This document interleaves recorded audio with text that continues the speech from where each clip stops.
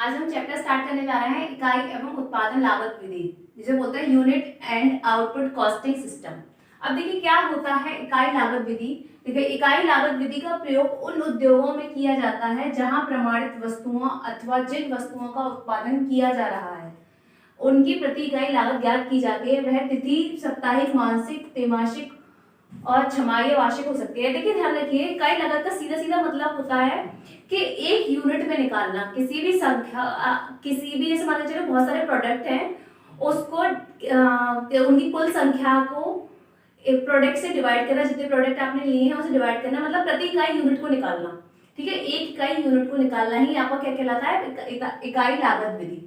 ठीक है, वो आपके मासिक में भी निकाल सकते हो आप। अगर आपको बोला जाए क्वेश्चन में साप्ताहिक निकालेंगे साप्ताहिक निकालेंगे, मासिक निकालने के लिए बोला जाए मासिक, त्रैमासिक या फिर छमाही या फिर वार्षिक बोला जाए तो वैसे ही निकालेंगे आप। ठीक है, अब देखिए इसका उद्देश्य क्या क्या होता है। देखिए उसका उद्देश्य होता है एक निश्चित अवधि पर उत्पादन की कुल लागत या कुल परिव्यय ज्ञात करना, मतलब एक समय पर क्या करना, पूरी कुल लागत को ज्ञात करना और उसका कुल परिव्यय, मतलब उस खर्चे को, उसके पूरे खर्चे को प्राप्त निकालना। ठीक है, उत्पादन का विक्रय मूल्य निर्धारित करना ताकि उचित लाभ प्राप्त किया जा सके। उसका विक्रय मूल्य निर्धारित करना जिससे क्या हो, उससे आपको पता चल जाए कि आपने कितना प्रॉफिट कमाया है। ठीक है, उत्पादन की कुल लागत की प्रति इकाई लागत ज्ञात करना। हमने बताया ना कि उत्पादन की कुल लागत से प्रति इकाई लागत ज्ञात करते हैं हम। ठीक है, विभिन्न अवधियों की उत्पादन लागत की तुलनात्मक जानकारी करना, मतलब बहुत सारी चीजें ले ली, ठीक है, उनसे डिवाइड करके देखा चीजों में कौन सा बेस्ट है, तो वो चीजों की जानकारी निकालना। ठीक है, उनकी दोनों की तुलना करना, ठीक, कंपैरिजन करना दोनों का। ठीक है, देखिए अब है इकाई लागत विधि के उपयोग। क्या होता है, देखिए इकाई लागत विधि का उपयोग उन उपकरणों में किया जाता है जहां उत्पादित इकाइयां एक समान हो, मतलब एक जैसी हो सारी इकाइयां, वहां पर किया जाएगा। ठीक है, जहां प्रमाणित प्रकृति हो, मतलब प्रमाणित मतलब सिद्ध हो जाए कि सही किया है आपने, ऐसी प्रमाणित प्रकृति हो। ठीक है, प्रमाण करने वाली, प्रमाणित देने वाली, प्रमाण मतलब प्रमाण पत्र देने वाली। ठीक है, उत्पादन एक कार्य निरंतर चलता हो, इसमें क्या हो, उत्पादन कार्य निरंतर चल रहा हो, मतलब कार्य करने की जो क्षमता है वो रेगुलर चल रही है। ठीक है, जैसे कागज मिल, मतलब कागज हमेशा बनते रहते हैं जिनमें, आटा मिल जिसमें आटा हमेशा तैयार होता रहता है। ठीक है, ईंटों के भट्टे जिसमें ईंटें हमेशा तैयार रहती हैं। ठीक है, अब बोल रहे हैं इकाई लागत के तत्व। इकाई लागत के दो तत्व होते हैं। देखिए एक होता है प्रत्यक्ष व्यय और एक होता है अप्रत्यक्ष व्यय। प्रत्यक्ष को बोलते हैं हम डायरेक्ट एक्सपेंसेस और अप्रत्यक्ष को बोलते हैं इनडायरेक्ट एक्सपेंसेस। अब देखिए डायरेक्ट एक्सपेंसेस में सिर्फ दो चीजें आती हैं, एक डायरेक्ट मटेरियल, एक डायरेक्ट लेबर। ठीक है, लेकिन अप्रत्यक्ष व्यय में बहुत सारी चीजें आती हैं। ठीक है, लेकिन डायरेक्ट व्यय जो होंगे वो आपके डायरेक्ट चार्ज किए जाते हैं। ठीक है, हमेशा ध्यान रखिएगा, जो डायरेक्ट चार्ज किए जाते हैं वो डायरेक्ट एक्सपेंसेस कहलाते हैं। ठीक है, और जो इनडायरेक्टली चार्ज किए जाते हैं, जैसे कर हो रहा है, मतलब 1% किसी चीज पे वसूल किया जा रहा है, फिर वो सरकार के पास पहुंच रहा है। ठीक है, तो जो इनडायरेक्टली वसूल किए जाते हैं वो कहलाते हैं आपके अप्रत्यक्ष कर। ठीक है, अब बोल रहे हैं इकाई लागत ज्ञात करने की विधि। अब इकाई लागत ज्ञात करने की विधि क्या है, देखिए पहली विधि है लागत पत्र। ठीक है, आगे भी आएंगी इसकी विधियां, लेकिन पहली है आपकी क्या, लागत पत्र। अब लागत पत्र एक ऐसा विवरण है जिसमें उत्पादन के विभिन्न स्तरों पर प्रति इकाई होने वाली लागतों को ज्ञात किया जाता है। देखिए केवल उत्पादन के विविध स्तरों पर प्रति इकाई निकाली जाती है। ठीक है, लागत पत्र में। ठीक है, अब लागत पत्र के भी प्रकार होते हैं। देखिए लागत पत्र के प्रकार है साधारण लागत पत्र, लाभ पत्र, लाभ सहित, ठीक है, लागत पत्र, लाभ विवरण पत्र सहित, और तुलनात्मक लागत पत्र। देखिए लागत पत्र के प्रकार पढ़े थे हमने, 4 प्रकार। ठीक है, पहला था आपका साधारण लागत पत्र। देखिए उसमें साधारण लागत पत्र में फॉर्मेट कैसे बनता है, देखिए क्या लिखा जाएगा, पहले तो हम पार्टिकुलर और टोटल कॉस्ट और कॉस्ट पर यूनिट की एंट्री बनाएंगे। ठीक है, इसमें जितनी यूनिट दे रखी होंगी इसे डिवाइड करेंगे, आपके कॉस्ट पर यूनिट निकल के आ जाएगा। ठीक है, तो क्या निकल के आएगा, दोबारा बता देते हैं, टोटल कॉस्ट में जितनी यूनिट यहाँ पे दे रखी होंगी उसे डिवाइड करेंगे तो आपका कॉस्ट पर यूनिट निकल के आ जाएगा। ठीक है, तो क्या करेंगे, क्या क्या चीज लिखी जाएंगी, देखिए डायरेक्ट मटेरियल। ठीक है, डायरेक्ट मटेरियल लिखा जाएगा कॉस्ट का और पर कॉस्ट, अगर नहीं दे रखी तो निकालेंगे जैसे होता है। ठीक है, फिर डायरेक्ट लेबर लिखेंगे। डायरेक्ट एक्सपेंसेस, जो भी आपने डायरेक्ट एक्सपेंसेस चार्ज किए होंगे वो डायरेक्ट एक्सपेंसेस लिखे जाएंगे। ठीक है, अगर आपको डायरेक्ट और इनडायरेक्ट में कंफ्यूजन हो तो आप मेरी पीएनएल वाली क्लास को दे सकते हैं। ठीक है, वहां पे डायरेक्ट एक्सपेंसेस आपके लिख रहे होंगे। ठीक है, डायरेक्ट एक्सपेंसेस में ट्रेडिंग अकाउंट में, और इनडायरेक्ट एक्सपेंसेस आपके किस में लिख रहे होंगे, P&L अकाउंट में, ठीक है।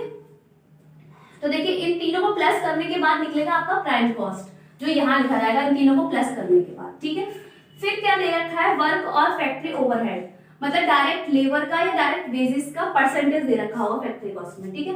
अगर इसका 20% दे रखा है तो इसका आप 20% निकालेंगे, यहाँ पे 40% दे रखा है 40%, ठीक है, यहाँ पे निकाल के लिखेंगे, ठीक है। फिर आएगा आपका इन दोनों को प्लस करने के बाद वर्क कॉस्ट, ठीक है, वर्क कॉस्ट लिखेंगे। फिर वर्क कॉस्ट में ऑफिस ओवरहेड लिखेंगे। ओवरहेड क्या होगा, वर्क कॉस्ट का परसेंटेज, वर्क कॉस्ट का परसेंटेज दे रखा होगा इसमें कि वर्क कॉस्ट का ऑफिस ओवरहेड में वर्क कॉस्ट का 20% है तो आप 20% लगा लेंगे। 40 दे रखा हो, 60 दे रखा हो, 80 दे रखा हो, जैसे भी दे रखा होगा तो वर्क इसका इस वैल्यू का 80% या 20% जो दे रखा हो वो आप निकालेंगे, ठीक है। तो वर्क कॉस्ट और ऑफिस हेड को दोनों को प्लस करके निकलेगा आपका कॉस्ट ऑफ प्रोडक्शन, ठीक है। कॉस्ट ऑफ प्रोडक्शन में आप सेलिंग और जो आपकी विक्रय से रिलेटेड एक्सपेंसेस होंगे उन सबको, इस एक्सपेंसेस को यहाँ पे लिखेंगे। इन दोनों को जोड़ने के बाद जो निकलेगा वो निकलेगा आपका टोटल कॉस्ट, वो आएगी आपकी टोटल। देखिए अब सेकंड पॉइंट आता है आपका लागत पत्र लाभ। उसमें क्या करेंगे, देखिए opening stock of raw material दे रखा हुआ यहाँ लिखेंगे, उसमें प्लस करेंगे परचेज ऑफ रॉ मटेरियल और है ना उसमें जितने भी परचेज के ऊपर जितने भी चार्जेस दे रखे होंगे कि क्रय पर ये चार्ज दिया गया है तो वो सारे चार्जों को हम प्लस कर देंगे, ठीक है। फिर निकाल के करेंगे हम closing stock of raw material minus, ठीक है। फिर क्या आएगा, डिफेक्टिव मटेरियल रिटर्न, मतलब जो भी आपने मटेरियल रिटर्न किया होगा वो लिखा जाएगा यहाँ पे लेस में, ठीक है। फिर जो आपने मटेरियल यूज किया होगा अदर प्रोडक्ट में उसको लिखा जाएगा यहाँ पर, ठीक है। फिर आएगा आपका निकल का पूरा कॉस्ट ऑफ रॉ मटेरियल, तो वो आप यहाँ लिख देंगे, ठीक है। फिर बोला जाएगा डायरेक्ट एक्सपेंसेस आप यहाँ लिख देंगे, ठीक है। फिर निकल के आएगा आपका प्राइम कॉस्ट प्लस करने के बाद इन दोनों को, ठीक है।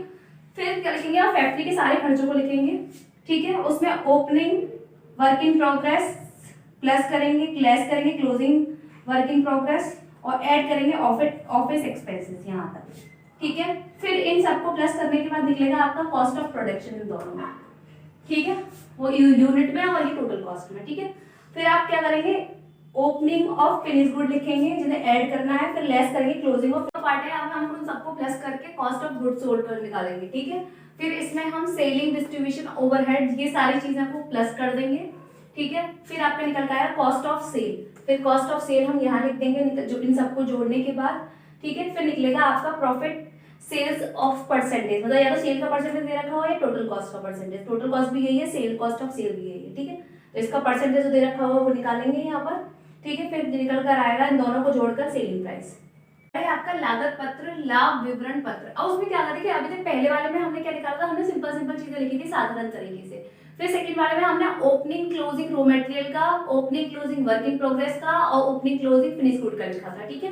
अब देखिए इसमें क्या होगा, इसमें रॉ मटेरियल कंज्यूम्ड पूरा निकल के आ जाएगा, मतलब ओपनिंग परचेज और क्लोजिंग माइनस करके पूरी वैल्यू यहाँ लिख देंगे, रॉ मटेरियल कंज्यूम्ड। या फिर क्वेश्चन में दे रखा हुआ ऑलरेडी रॉ मटेरियल कंज्यूम्ड, तो आप यहाँ लिख देंगे। डायरेक्ट वेजेस आप यहाँ लिखेंगे, डायरेक्ट एक्सपेंसेस यहाँ लिख देंगे। फिर आप प्राइम कॉस्ट इन तीनों को जोड़कर जो लिखेंगे वो प्राइम कॉस्ट यहाँ लिख देंगे। फैक्ट्री ओवरहेड जो थी फैक्ट्री खर्चे होंगे वो सारे आप यहाँ लिखेंगे। फिर वर्क कॉस्ट निकल के आ जाएगा। फिर आपका ऑफिस के सारे खर्चे यहाँ लिखेंगे। फिर आपका निकल के आ जाएगा कॉस्ट ऑफ प्रोडक्शन, ठीक है। कॉस्ट ऑफ प्रोडक्शन के बाद सेलिंग के जितने भी खर्चे होंगे वो सारे आप लिखेंगे, जैसे बैड डेब्ट्स हो गया, डिस्काउंट हो गया, एडवर्टाइजमेंट हो गया, कॉस्ट, ठीक है। तो इन तीनों को, इन चारों ऐसे दे रखे होंगे सेलिंग पर, तो वो आप सब लिखेंगे। फिर उसके बाद निकल के आएगा आपका cost of sale. Cost of sale में आप क्या लिखेंगे, फिर है ना कॉस्ट ऑफ प्रॉफिट दे रखा होगा जो इसका परसेंटेज होगा, तो आप प्रॉफिट लिख देंगे, ठीक है। फिर निकल के आएगा इन दोनों को प्लस करने के बाद आपका सेल, ठीक है। Third method. अब देखिए फोर्थ एंड लास्ट मेथड है आपका तुलनात्मक लागत पत्र। तुलनात्मक लागत पत्र कब निकालते हैं, जब दो प्रोडक्ट दे रखे हों, ठीक है। ए प्रोडक्ट बी। प्रोडक्ट ए के बारे में यहाँ पे डिटेल में लिखेंगे, पूरी कॉस्ट यहाँ पर, कॉस्ट पर यूनिट यहाँ पे निकालने के लिए यूनिट ध्यान रखिए, यूनिट से वही डिवाइड करेंगे, ठीक है। इसके यूनिट से इसका डिवाइड करेंगे, इसके यूनिट से इसका डिवाइड करेंगे, ठीक है।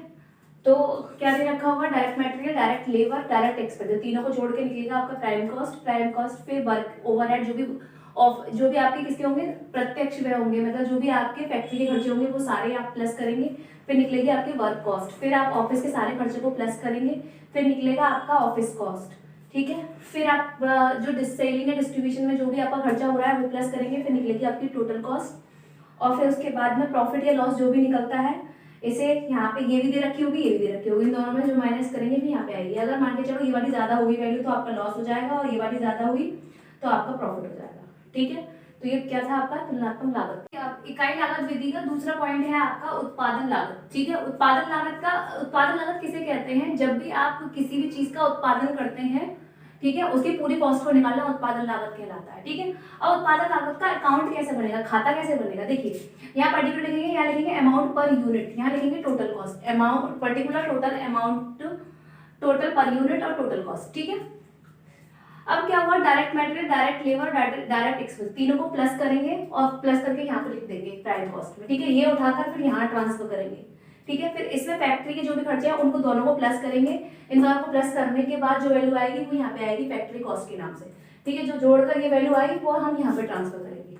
ठीक है, फिर उसके ऑफिस के जितने खर्चे होंगे उन सबको प्लस करेंगे, तो इन दोनों को जोड़कर जो भी वैल्यू निकल के आएगी वो आएगी कॉस्ट ऑफ प्रोडक्शन अकाउंट, वो यहाँ ट्रांसफर करेंगे। फिर यहाँ से बीडी के नाम से यहाँ पे ट्रांसफर करेंगे।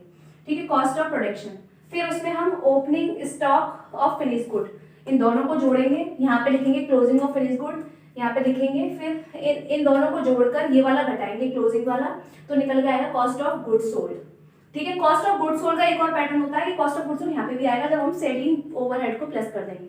तो कॉस्ट ऑफ गुड्स सोल्ड में सेलिंग ओवरहेड को प्लस करेंगे तो भी आपका कॉस्ट ऑफ गुड्स सोल्ड निकलेगा। ठीक है, फिर कॉस्ट ऑफ गुड्स सोल्ड में प्रॉफिट जो भी निकल के आ रहा है उसे जोड़ेंगे तो आपका क्या निकलेगा, बाय सेल।